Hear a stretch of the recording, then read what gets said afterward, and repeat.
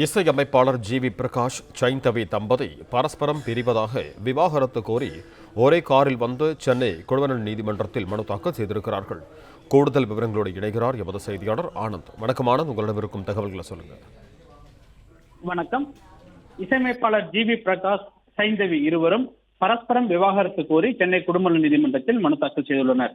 தமிழ் திரைப்படத்தின் பிரபல இசையமைப்பாளராக இருந்து வருபவர் ஜி.வி. பிரகாஷ். இவர் பின்னணி பாடகி சைந்தவியை கடந்த 2013ஆம் ஆண்டு திருமணம் செய்து கொண்டார். இந்த தம்பதியருக்கு ஒரு மகள் உள்ளனர். இந்த நிலையில் 12 ஆண்டு கால திருமண வாழ்வில் இருவருக்கிடையே கருத்து வேறுபாடு ஏற்பட்டதால் கடந்த சில மாதங்களாக அவர்கள் இருவரும் பிரிந்து வாழ்ந்து வருகின்றனர். இந்த நிலையில் இருவரும் பரஸ்பரம் விவாகரத்து வழங்க வேண்டும் என கூறி சென்னை குழுவனல் நீதிமன்றத்தில் மனு தாக்கல் செய்தனர். இவர்கள் இருவர் சார்பிலும் இவர்கள் தரப்பில் மூத்த வழக்கறிஞர் நர்மதா சம்பத் ஆஜராகி குழுவனல் நீதிமன்றத்தில் மனு தாக்கல் செய்திருக்கிறார்.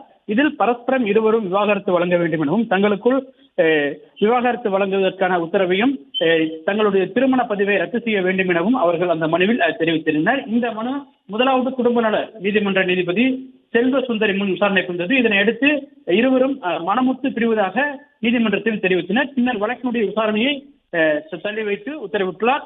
இதனைத் தொடர்ந்து இருவரும் ஒரே காரில் புறப்பட்டு சென்றனர். நன்றி ஆனந்த், உங்க தகவல்களுக்கு.